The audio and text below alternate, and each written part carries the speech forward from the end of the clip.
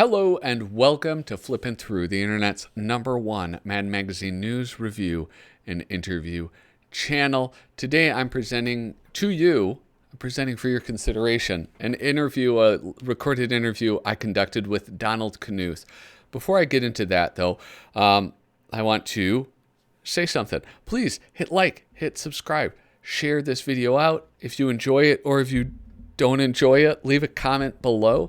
That really helps it grow. And that's the easiest way that you can help this channel grow. I'm at 255 subscribers. Just like 3 months ago, I was at 200. I hit the 200 mark. And so it feels like it's grown pretty quickly. And that's because of you guys hitting like, subscribe, and sharing it out.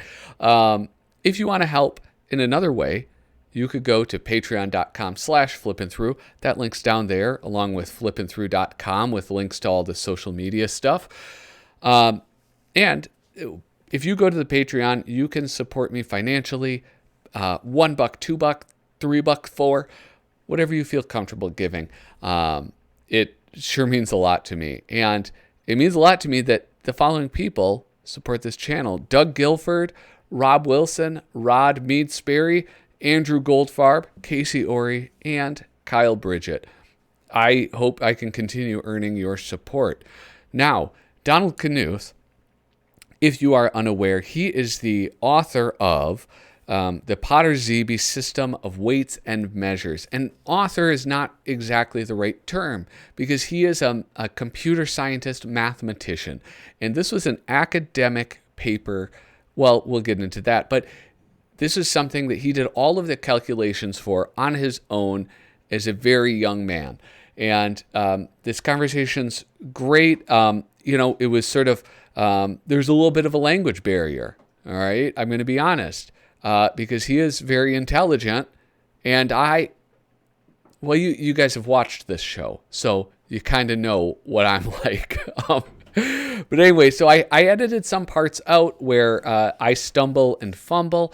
I really encourage you to watch all the way through because of my sort of sporadic mind, we jump back and forth a little bit. So please be patient with that. But I really hope that you enjoy. Thank you. I'll be able to edit this and everything. So kind of small talking. First, thank you so much for agreeing to just chat with me about your experience with Mad Magazine. I guess you can tell me something about your experience with Mad Magazine too. Like, you seem to be a little younger than I am. Yeah, absolutely. My uncle Morris, he's the one that kind of exposed me to Mad Magazine. I would go on fishing trips with him, or I'd sleep over at his house, and he always had stacks of Mad Magazine. And so that was the first time that I really got exposed to the humor. A lot of it just went over my head totally. Probably for the better at the time when I started reading it. But that's really how I got into it, and I just have loved it ever since. So. Well, since you're in Minnesota, I can't help thinking about Garrison Keillor. I don't know if he ever wrote for Mad. Yeah, I don't know. I don't think so. There are a surprising number of people like yourself who are very accomplished, who have done maybe like one or two things for Mad Magazine. Yeah. And so I wouldn't be surprised if that was the case. Yeah, but check that out. How when was your first exposure to Mad Magazine? It was in high school. So I'm not sure. I think maybe the first one I saw was when they switched to the new format from the comic book format. That was number 25. So anyway, a good question. I'm not sure if I had seen it before that, but after I saw that one, I was so hooked. I went and found all of the earlier issues that I could, and and by the time I had written my article, I mean, okay, by the time I had sent this article and had them accepted, I think I had every issue except number 4. Mm-hmm. And I might have been missing one other, and that was very nice because they sent me a copy of number 4, which was Nice. which would, well, I need to complete my set. Let me show you.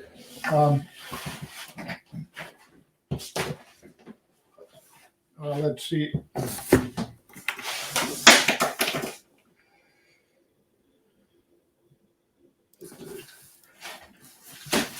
Okay, so I got my collection in 3 binders, and I can find the right one here. All right. This is number 1. Yeah, I think this is where it started. So, yeah. So I didn't know anything about properly archiving stuff, but here's here's issue number 1. Yeah. And of course you can download these now and get, anybody can have them now. Yeah. But I glued them together at one point, so sort of ruining them for real collectors, Yeah. But I so number 4 was sort of out of print and hard to get, and that's the one that they gave me then after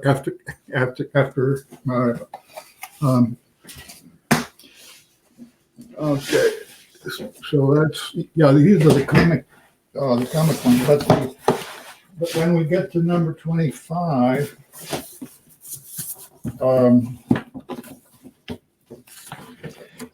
this is number 25. So it says, first issue, the new Mad. Yeah. This new magazine is vital for you to read, and inside you will find an extremely important message from the editors. This, so this is extremely important message from the editors. Please buy our magazine. Yeah. Okay, so I don't know how many hours I spent going over every square parsevi of this issue, because it's completely different that I could. If you look closer, you always found more. Yeah. Right. So this was probably what started it for me, and it cost 25 cents. It was. It's cheap. That's what they said. Yeah. This is cheap. Yeah. Yeah. So did you, now I think I heard you said you glued all of the comic issues together, sort of like your self-binding type thing?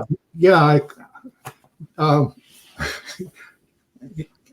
I didn't have a nice container for it at the time. But the other thing is this was my senior year in high school.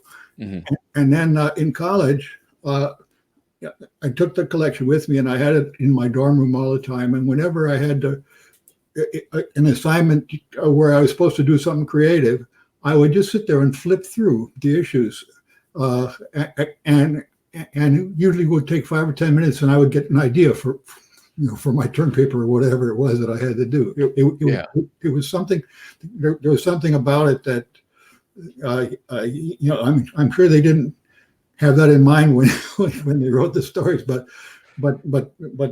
there was something about it that enhanced. I don't know, got my mind loose, to do something different. Yeah, that's wonderful, and I love that the stack of comics, and it's like I'm a collector. I'm trying to get a complete collection of all the comics and all the magazines, and it's, I think with some comics people search for the pristine ones, and there's like the whole grading scale, and there's something nice about Mad Magazine to get them, because they were much more interactive. You know, like later on, you got the fold-ins by Al Jaffe, and Oh yeah. so it's kind of fun. Like I have issues with, you know, where kids wrote their name, like this belongs to, you know, Jimmy, and I like that. I Right. like that the everybody is sort of has that like strong connection with their childhood with the magazine. Yeah. Uh, So, uh, and I guess the whole idea of satire was, I was right for it at that time. yeah, Uh, absolutely. That's I think that's something that I missed when I first started reading it, is like the satire elements. I liked, you know, Don Martin, where it was just sort of like these silly cartoons. uh-huh. I enjoyed that sort of the whimsy and the silliness. And it was when I was older that the satire and parody, I started to appreciate those elements. So, by the way, since you're collecting, did you also get Humbug magazine? Yeah, the I don't have any copies, but that's the other Kurtzman um, Yeah. magazine. That and Trump, right? Well, I forgot about that. My gosh. Don't tell me we have to blame him for the history of the United States. Okay, so that's right. I remember now. So I don't know if you know the story about it, but when this article that I wrote, the units of time were named after the different people in Mad Magazine, and the main unit of time was the Kurtzman. Yeah. And in fact, every unit has a symbol, like Potrzebie was P, and the Kurtzman was a K with a man. Mm-hmm. He had, his logo was, this was, this book, The Art of Harvey Kurtzman. Here's his. Oh yeah. So, okay. The little, the guy with his little arms and legs poking out. Yeah. So, so anyway, this is a nice book in case you hadn't seen it. It's called The Mad Genius of Comics. No, I don't think I'm gonna have to write that down. There's Yeah. so many things. I always learn about new books and stuff that I need to buy whenever I do one of these interviews. Well, yeah, I don't know. So it says he hired Gloria Steinem. Very interesting. The whole story I enjoy doing.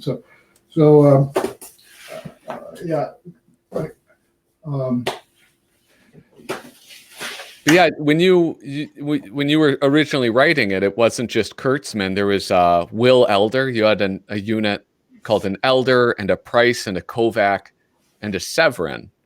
Yep. But all of those were changed. Yeah, and the big unit, the 100-day unit was changed to a Kosnovsky. But they did use, I've got a copy of my original somewhere right here. I got a copy of the original, what I sent to them, so you can see what they had to do to work from. Yeah. Let's see, where did I put that? Well, I do have I bought a digital copy of your book, on fun and games. Yeah. So I think you have the original in here if you want me to pull an aspect of it up. So as you pull that out, one thing I wonder is, like you came up with this idea and you executed the idea as a high school student, correct? Right. This was a project that I did for the it's called the Westinghouse Science Talent Search. Mm-hmm. It was taken over by maybe it's the Intel Science Talent Search now or something, but at that time, high school students could submit science projects, and I submitted two. I submitted two projects that year. One of them was about mathematics, and it was another way of representing complex numbers. Instead of using base 10 for arithmetic, you used base square root of -2, I think it was. Yeah. But this was my this was the way it looked that I submitted to the Westinghouse. Oh, wow. So it's an old system called mimeograph machine, which my father had in the house. Yeah. Because he did sort of pro bono work for people that needed something published. In those days, there were no copy machines or anything. But you see at the right hand side, I've got a ruler here, so you can measure things in Potter's and so on. And this is what I submitted to the Westinghouse Science Talent Search, and lo and behold, it won the prize for Wisconsin. Yeah. And so I went to Madison in order to present this as a talk. So then, just on a whim, I sent it into to Mad Magazine, and back comes a letter saying, well, you saw the letter. Yeah. Well, and so I can pull up the letter in a moment. Yeah. So that actually surprises me, because I envisioned this as, or you started it purely as an academic endeavor. Whereas like when I imagined you doing this, it was like, well, I have this sort of these mathematical skills. And, I thought perhaps it was like the goal initially, the impetus for this project was to submit it to Mad Magazine. No, I never thought of that until later. But I mean, I never. I don't know. I just thought it was cool. Yeah. But I never was very strategic as to what would this do for me or anything like that. I hadn't.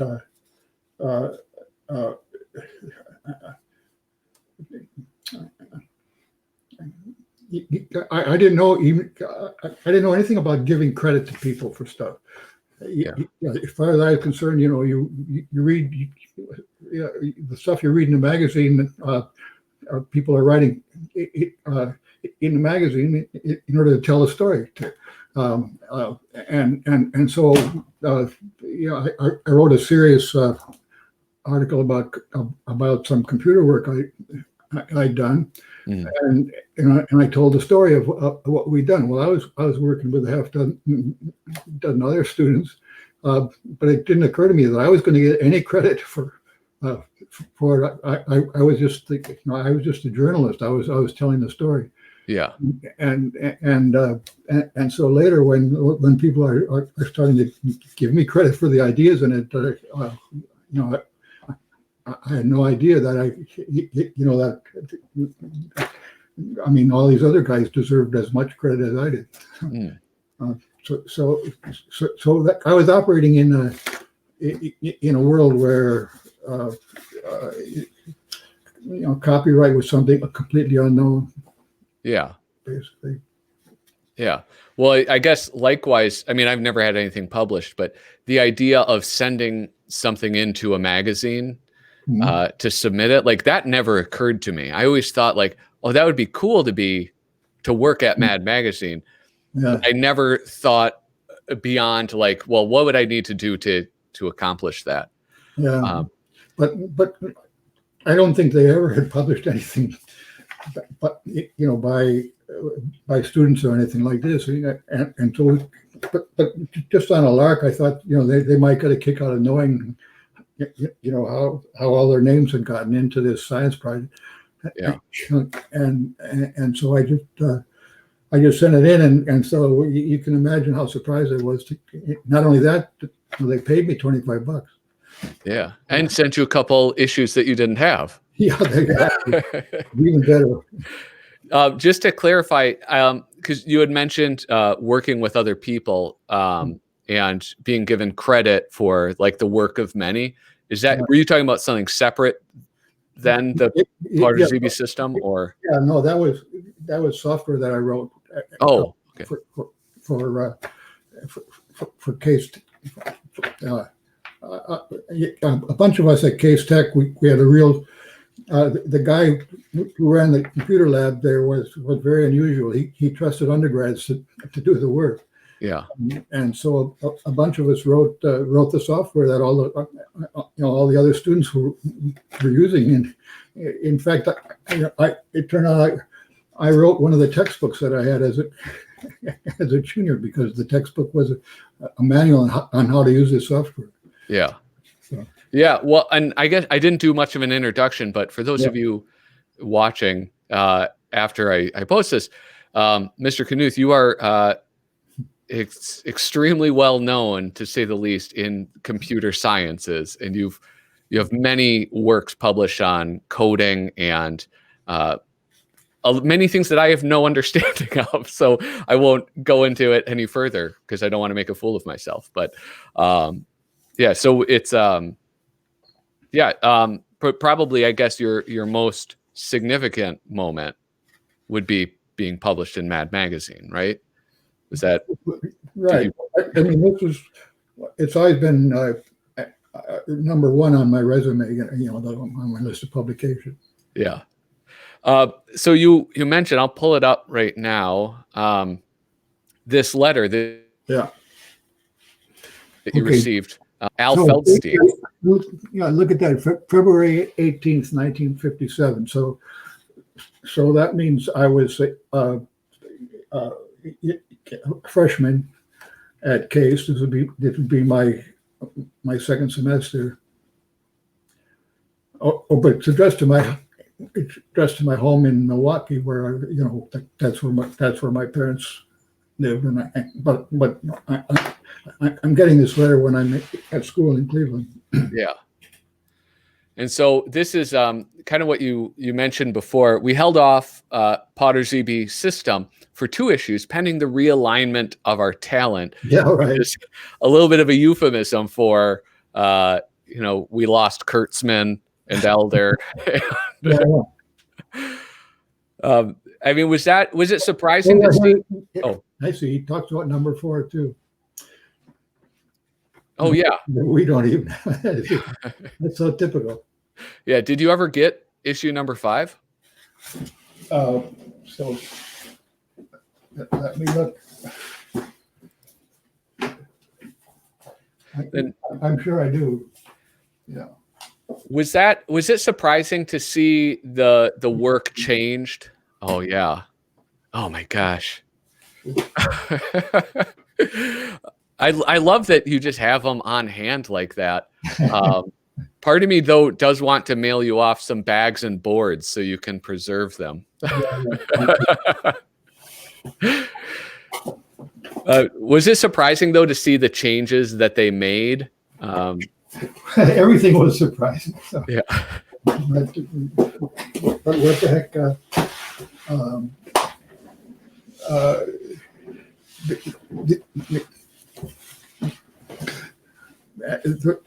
I didn't notice until many years later that they had also dropped a digit in the fundamental constant at the beginning. So yeah. So there's this big number, this big long number, and when they typeset it in the actual article, it came out. Let's see. It came out. Where is it here? Yeah. Can you read it? No, it's a little. You got to insert a 4 there. Basically, that's the.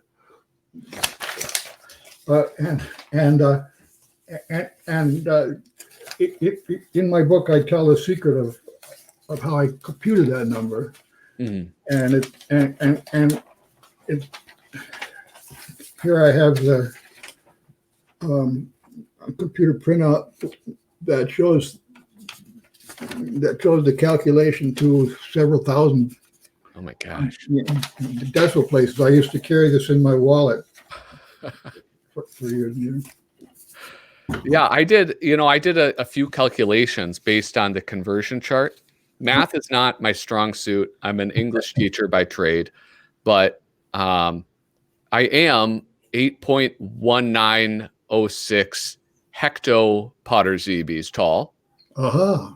and I am 2.36 kiloblints. That's my weight in Oh, the Pottersiebe system of oh, measures. okay. Well, maybe you better go on a diet. Yeah.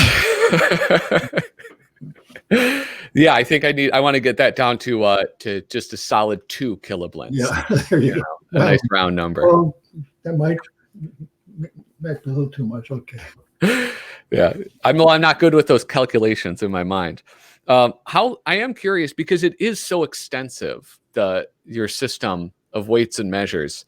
How long did that take for you to do all of those like calculations and conversions? So, my dad had a machine at home that would be able to multiply.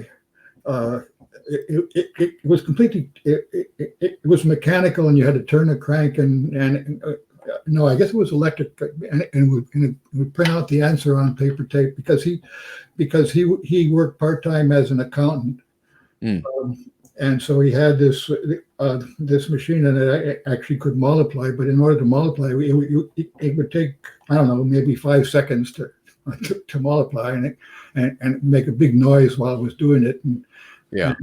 But out would come the answer. So I could do these calculations with that machine that he had.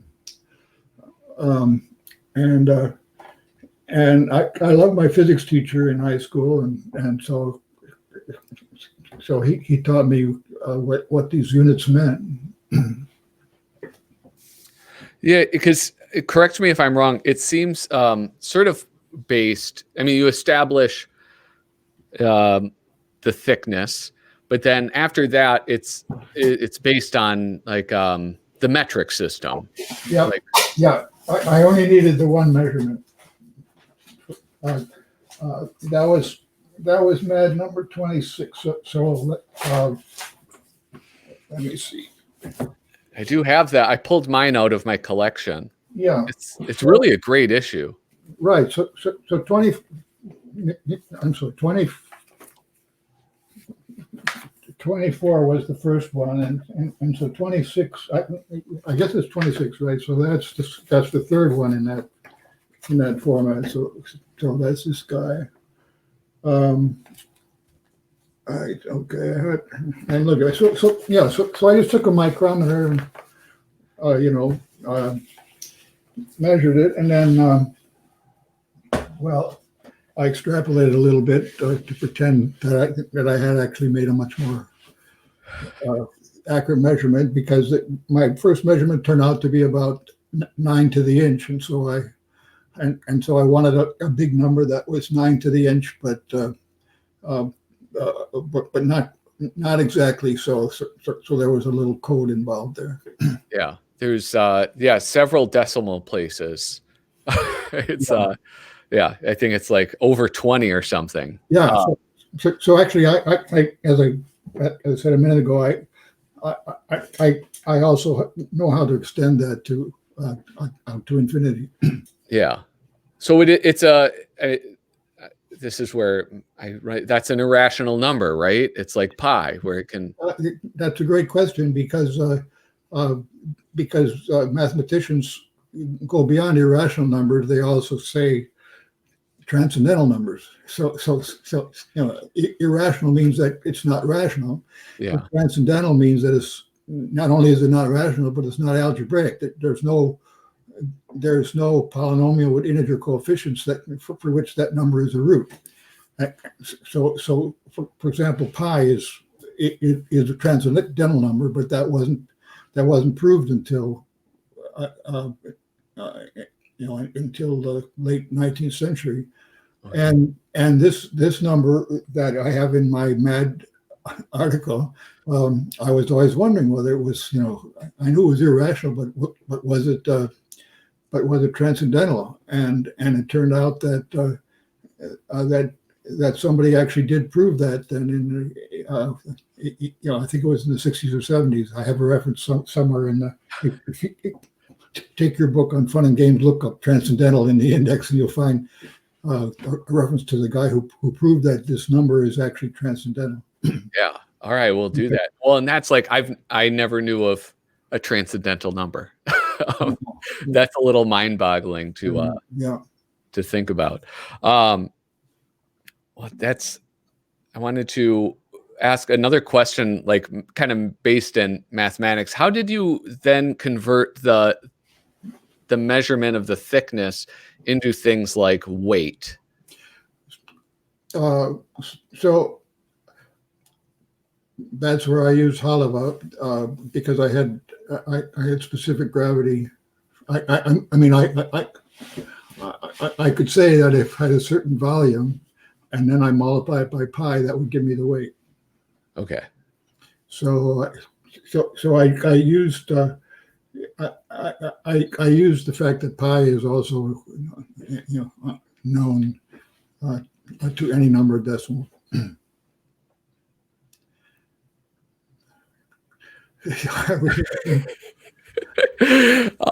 All right, I don't understand, but all right. So if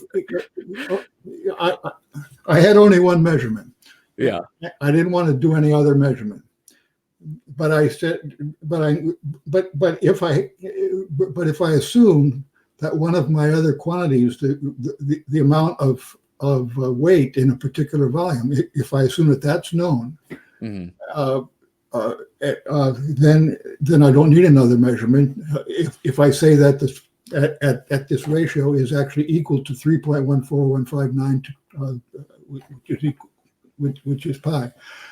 So I finessed that by saying that, but defining the unit of weight as how much does like a cubic decapod or ZB of Halava weigh. Yeah. And that's the unit of weight. And so if I know the specific gravity is equal to pi, then I know how much it weighs. Okay. I'll have to rewatch this a few times. Yeah. Process. Anyway, the point is, if I hadn't used pi, I'm embarrassed. It's a bad joke, but that Halava form of pi. But that was all I had in the time. I was just a high school student. So I needed some constant that you could calculate to any amount of places, and I would say that was the specific that was the thing that converts weight into volume into weight. Okay. All right. Now, I apologize. I think I'm not sure if I asked this, so forgive me if I missed the answer. But so this project that you undertook for this contest of doing the weights and measures, how long did that take from like start to finish? I have no idea.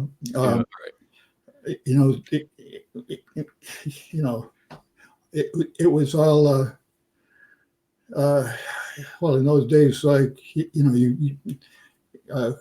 how do we measure our time? We just fit things in.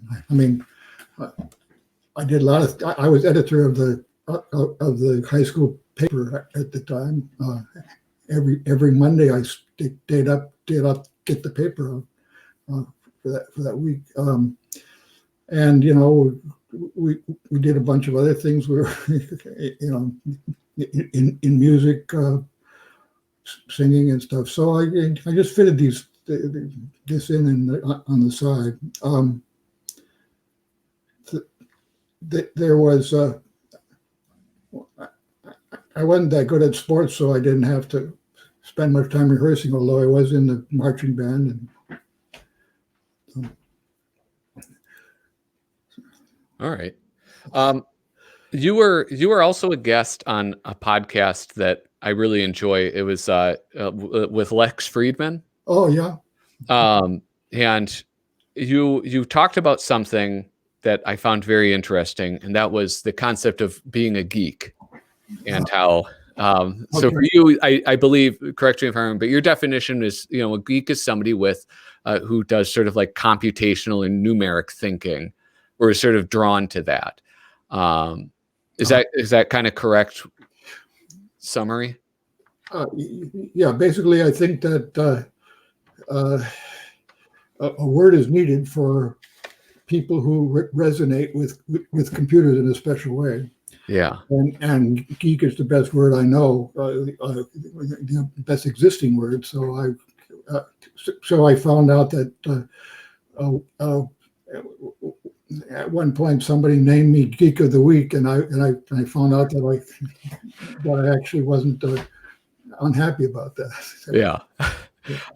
So like I'm kind of interested in your thoughts on the connection between that sort of computational mindset and humor, because it seems to me that there are a fair amount of people who are geeks, by your definition, who sort of transcend that field, and who are sort of like entertainers or humorists. Do you think there's any connection between computational thinking and creativity? So, well, I don't think that's a strong correlation particularly. I sort of think about it this way, that everybody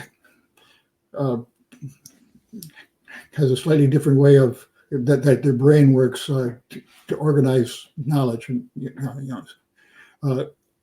as when we're born, our brain is pretty malleable, and so all the different things that influence us throughout our childhood keep having an effect on how our brain decides to communicate with itself and to file stuff away.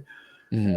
And it seems to me approximately, at least for most of my life, among all the people I noticed growing up, about one person in 50 had developed a brain that somehow was in tune with the way computers work. But another person in 50 would be more in tune with the way a physicist works, or something like that, and I started realizing that that there were things that were easy, that came easy to me that were hard for other very smart people, and vice versa, that they could do things really easy that were really hard for me. So it's not just a one-dimensional thing that you say you have creativity or not, so but there's this wide spectrum of different kinds of talents. But the thing that I think is most connected with what I call a geek, in that is it seems to be the way that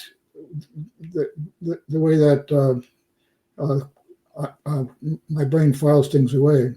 Mm-hmm. And so I might not be a very good lawyer, because lawyers have a better way to file things away than I do. Oh wait, I hit the wrong button. Oh, sorry, I accidentally hit the wrong button. All right, so I'm not good at buttons, although I imagine it might be a little bit like playing the piano or something like that. No, thankfully this system is much easier than playing a piano. I guess maybe like my question sort of comes from that, like holding on to the idea of sort of like geeks or nerds or things that, maybe traditionally were pejorative terms, being sort of like a position of being an outsider, and how sometimes that being an outsider can push people to be funny or to excel at certain tasks. That's a good question. Like, for example, is Woody Allen a geek? Is Dave Barry a geek? And et cetera. Different and I would say, I doubt if they're going to be great computer programmers. Yeah. But they have, but they do have this think outside the box aspect, which is very important for creativity.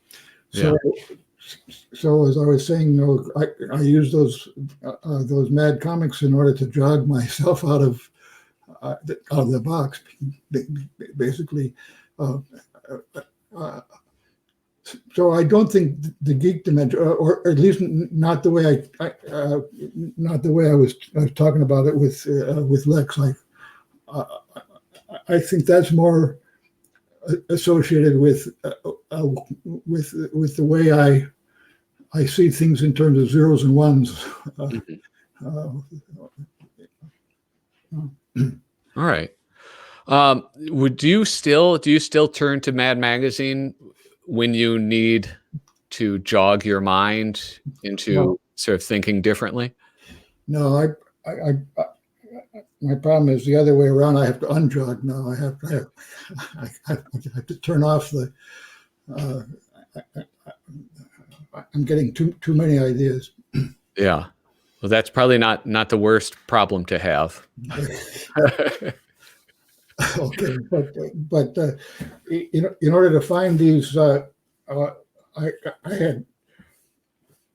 had to go into part of my house that I thought I'd lost them, but actually did find them. But I don't think I had looked at them since year 2009.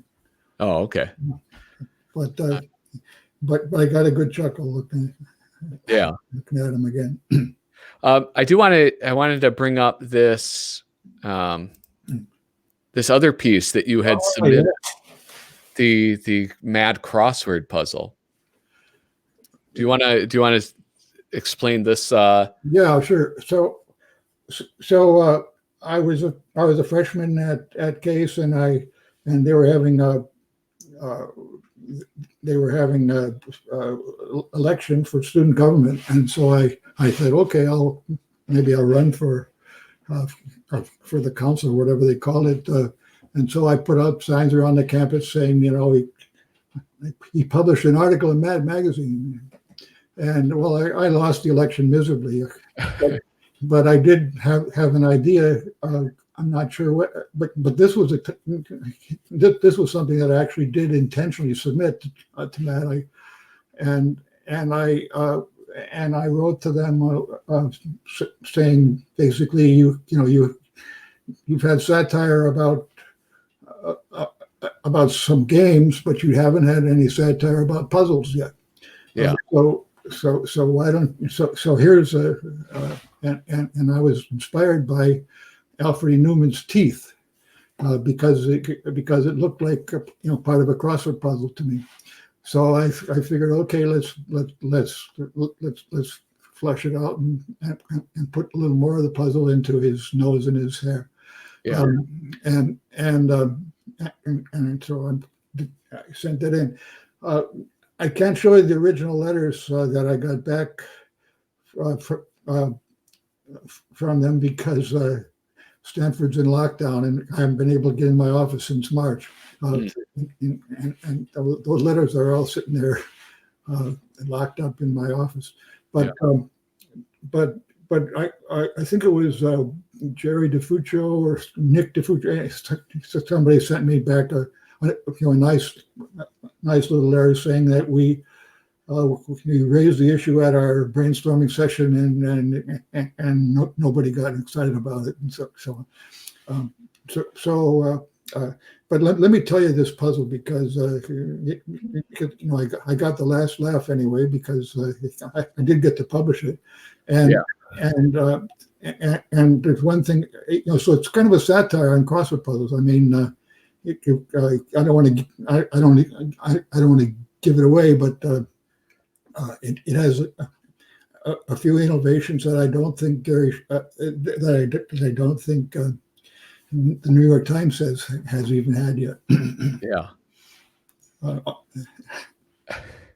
Well, that's yeah, I want to I haven't given it a shot yet. I want to print it out and see if I could complete it. I'm avoiding that, because the next you have the solutions as well.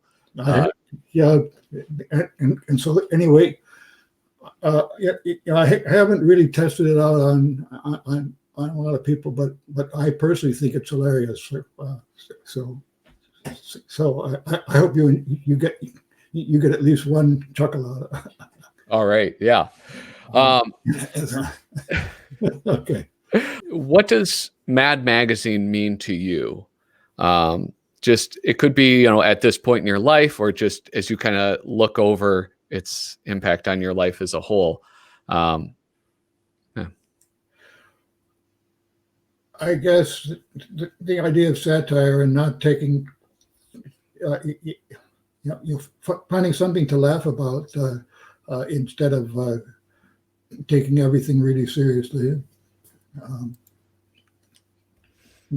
Not get bogged down with the fact that there's a lot of cruelty going on and so on, but still find a way to stay afloat.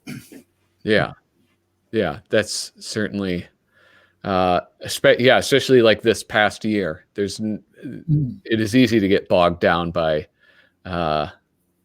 everything that's happening in the world, seemingly. Being able to have some levity even within that. The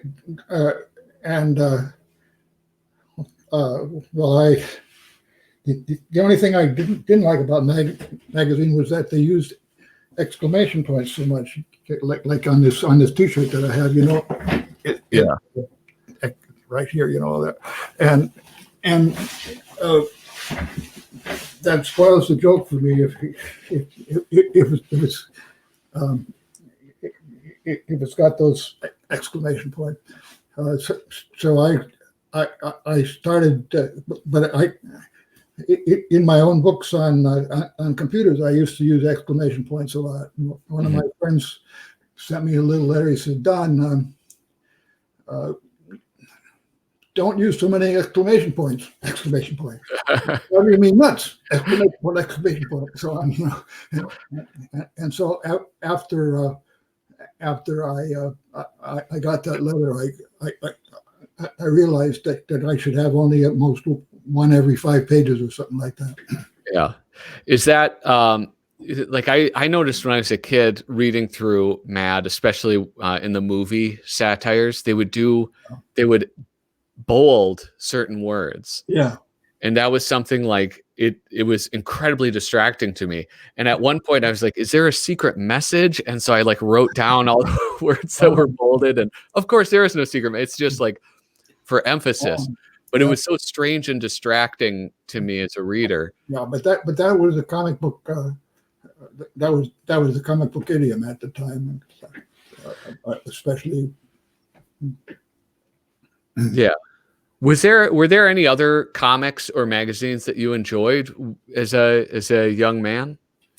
Well, I go to the dentist and they would have Donald Duck would be sitting there, but I didn't have Marvel and stuff like that coming into the house. Yeah. No, I led a fairly sheltered existence. I learned about the I guess Bill Gates was publishing a lot of other magazines, and parents were saying how it was ruining their children and stuff like that. I had no idea any of this was going on. Yeah. Famously, he spoke before Congress. It was I think it stands, like some of his comments on it sort of hold up today with people's view of video games or whatever it is that's ruining the children. Yeah, but then that didn't affect my own life at all. It was this it was this kind of satire that did it. And I mean, I was just looking at this issue a minute ago, and this comes in 1955, and here's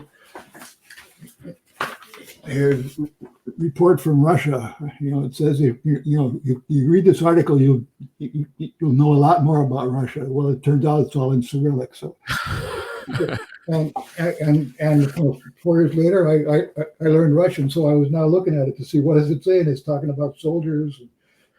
And so, is it comedic at all, or is it just a dispassionate, history of Russia or something? I think it's sort of elementary, talking about soldiers. It's not really. I don't think they went to the trouble to actually write a. Okay. But I don't know Russian well enough. I was gonna go use Google Translate and check it out. Yeah. So if you said you kind of had a sheltered existence, how did you get your hands on that first magazine issue? Must be that there was a buzz at school. Oh, okay. Yeah. Somebody had one, and then we all went and bought our copy. Yeah, that's the real corrupting institution. It's not comic books; it's school. Since you mentioned books, I have a couple other things I could show you if you're interested. Oh, I would absolutely love that. Yeah. Okay, so I showed you this one about Harvey Kurtzman. So you must know this one, Completely Mad. Yeah, yeah. And of course I like that because they brought out the well, I got into it. Have you got this one, Mad About Politics? This is a pop-up book. No, I don't have that one. So you can, yeah. So here's Bill Clinton, and then you have George Bush, and so on. And then at the end, Alfred E. Newman is running for president. Anyway, it's pretty good. Yeah. And there's been a lot of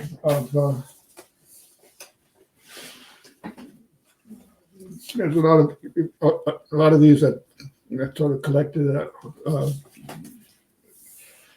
and Stephen Colbert has an introduction to this one, and so and this is a pocketbook where they reprinted my 4 pages, got into. Oh, nice. Into this one. So yeah, I'm not sure if I have that one. That was one of the things as a child I started collecting were those paperbacks. Yeah. My grandmother had a little antique shop in northern Minnesota, and they would get those all the time. And so I could get them for like $1. And so I just started collecting those. I have this thing. You might be interested in it. It was printed a long time ago, but it's like a box set of Mad. Oh, wonderful. It's probably a little less interesting for you because you own all of these already, but it's they're pretty cool. They are like oversized prints, like full reproductions of the comic books. Very, very cool. Yeah. And it's they got puzzle page. You opened that to a puzzle page. Oh, I did? Yeah, right. That's funny. Puzzle. Yeah. Oh my gosh, yeah. Wow. Yeah, that's total happenstance. That's a well, and it's funny when you said like, we aren't interested in it, because I remember later on, I don't know, I can't remember how much later, but Al Jaffe did a whole puzzle page kind of like this with like a little maze and rebus puzzles and all of that. Yeah. Okay. Well, so this was the word. Here I went into word puzzles, which maybe be a little out of their element of those that I would look I looked today at the Wikipedia page about Potrzebie, Yeah. it's pretty interesting because in Wikipedia you can ask for the history of and see how how the page has been changing over the years, and somebody had actually edited it yesterday. Oh, really? And there's also a Polish page uh, about it. About the American obsession with the word. Yeah, and so I recommend you check that out. Yeah, it's interesting that, I mean, it's Wikipedia is all, there's people who are editing that constantly, and that's like what's kind of awesome about it. But yeah, having Potrzebie being edited so recently, it's that's intriguing. Yeah, I didn't. You can pursue it and see what they did, but their edits maybe every couple of weeks, and they have a very good. That they'll say here was the first time it appeared. Harvey Kurtzman apparently saw it in the. He'd gotten some aspirin or something like that, and he thought the word was interesting, and he clipped it out and used rubber cement to paste it in to one of the early, I think it was in number 10, and he started using it a little bit more as time went on, and they got a good history of it in Wikipedia. Yeah. Well, and Mad has all kinds of like little things like that, the reoccurring gags. Like I think more recently there's like Max Corn, like artists will add that in as a little chicken fat here and there, or the Mad Zeppelin. And so like a lot of times artists will have that where they get to add it into their artwork in the backgrounds or whatever. But I think like very few people have had an impact on one of those inside jokes as you did. So like, does that retrospectively, like I asked, how did you feel? And you were like, I was just surprised by everything about it, like to be published. But like, how does that feel now to be connected with Mad history? Well, it gives me some cred. Yeah. Among my cousins, that's I don't know. I decided that since my first publication was satire, I also wanted my last publication to be satire too. So so the last chapter in that book, Fun and Games, it shows sort of the way I evolved over the years to writing different kind of satire in my last paper. So is that are you working on you're continually publishing and working on things even now, right? Right. So what I meant by last publication, that means my last sort of article. I continue to write books, but I don't send I don't write technical papers. Every new technical idea I get, I either put on the web or put into my computer book. Okay. All right. Oh, so, yeah. And so like you mean like no longer do you send it out to journals for like peer review and all of that. Okay. Right. Because I wanted to bracket all of my work with like starting with Mad, ending with something that was a little bit insane.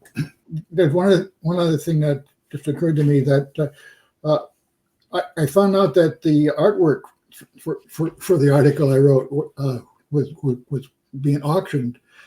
That was late in 1990. Yeah. By a guy in Salt Lake City, I think. And anyway, I put in a bid for it, but it wasn't good enough. So somebody else got it, and then I wrote to him the next year and tried in order to find out who owned it, but he never replied. So, but I know that in 1990, all this beautiful artwork that Wallace Wood did for my article was auctioned off for I don't know a pretty hefty sum. That was 30 years ago. Yeah. Well, and I know that, with entertaining comics, that, the William Gaines, like the whole company, that artwork, and it just has a lot of people have very close. People love it more so than I think other brands. The fans of EC are rabid. Yeah. It's Yeah, it was well deserved. I think that the talent, fantastic. yeah.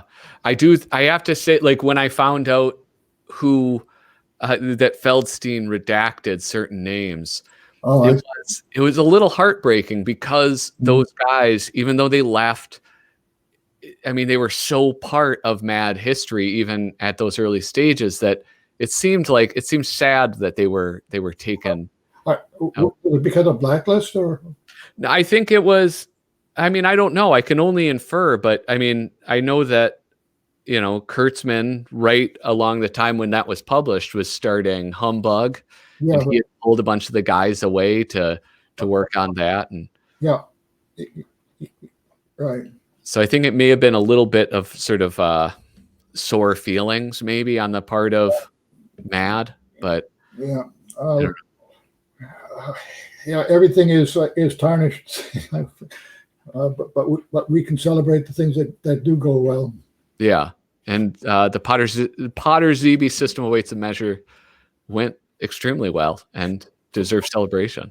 For a while, you were able, if you logged into Google, and you would say Potrzebie divided by Goggin, it would calculate it for you and tell you what it was in terms of feet per pound and stuff like that. Yeah.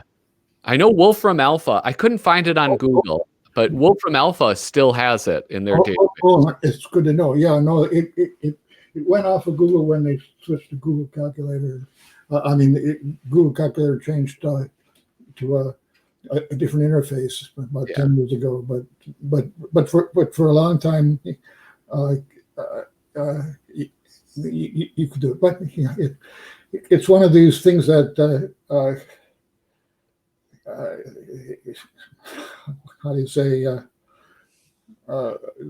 lives in the underground, like, so. What there was something I clicked off of it, but in Wolfram Alpha, when I went into it, I'll see if I can pull it up, because I thought it was really funny. The category that they put it in here. Let me see. Oh, okay. I'll share my screen now. Oh, good. Yeah, so we still have Potrzebie here, but what I love is at the bottom, unit status. Whimsical. Oh, okay, very good. And I mean, I'm a big fan of whimsy, so I loved that. I don't know why. I just was very amused by it. What I'm trying to do with the channel is like collect these stories, and so we can have like a visual history of Mad Magazine. Oh, yeah. And I just really appreciate you taking this time. So there we have it, my conversation with Donald Knuth. I can assure you my thanks to him was much more involved, but it had stopped recording, so I didn't capture that. But I really hope you enjoyed it. I really enjoyed speaking with him. And with that, thank you so much for watching. Hit like, hit subscribe, leave a comment below. Toodaloo.